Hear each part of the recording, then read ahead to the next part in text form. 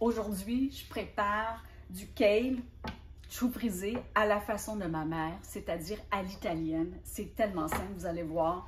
Mais je dois dire qu'à l'époque de ma maman, là où on habitait, il n'y en avait pas de chou frisé. Elle prenait plutôt la scarole, qui est une laitue très aimée des Italiens. Avec une certaine amertume. Avec une certaine amertume, un peu coriace. Donc, elle le faisait cuire comme je fais cuire le chou frisé aujourd'hui. Alors, j'ai pris une botte de chou frisé. Je vais juste vous montrer comment on prépare les feuilles. Deux façons d'enlever la tige qui est très, très coriace.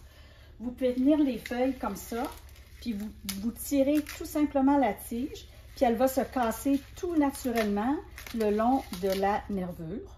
Alors ça, c'est la façon numéro 1.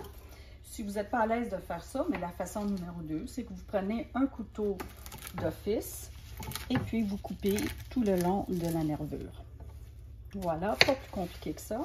Ensuite, je pourrais laisser les feuilles comme ça, entières, mais quand vient le temps de le manger, des fois, les morceaux sont un peu trop longs. Alors, je fais juste le couper grossièrement. Alors, ce chou frisé-là, on va le faire cuire dans une grande casserole. J'ai mis de l'eau à peu près à la mi-hauteur avec du sel. Je vais amener à ébullition, je vais réduire le feu, puis je vais faire cuire plus que pas assez. Parce que ça, c'est un des légumes, à mon avis, qui gagne à être mangé tendre parce qu'on veut qu'il soit fondant en bouche. Puis, ben, la suite des choses va venir tantôt. Voilà, le kale est cuit, je l'ai égoutté. On y va pour la suite de la recette. Il suffit de faire revenir une bonne quantité d'ail dans de l'huile d'olive sans le faire brûler. C'est important parce que si on fait brûler l'ail, vous le savez, ça devient très amer. Puis le chou frisé est déjà amer, fait qu'il ne faut pas trop exagérer. Et l'autre truc, c'est que j'utilise pas le presse-ail pour couper mon ail.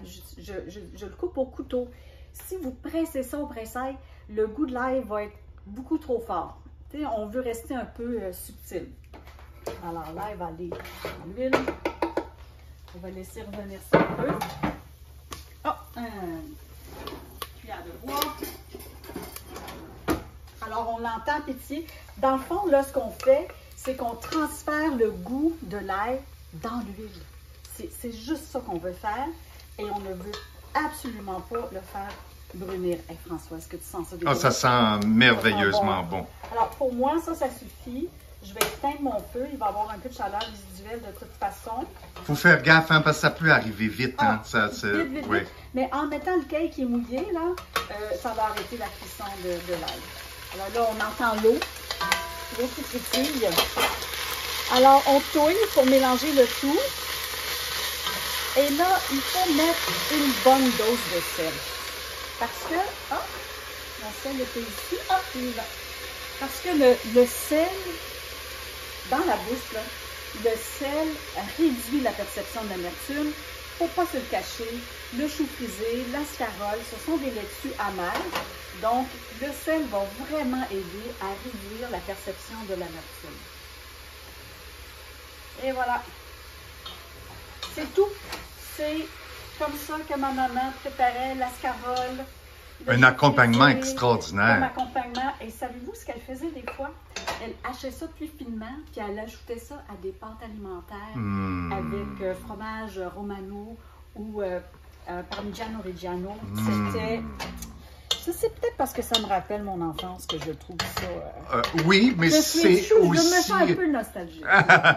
C'est parfait. Alors, je vais vous montrer ce que ça donne dans l'assiette.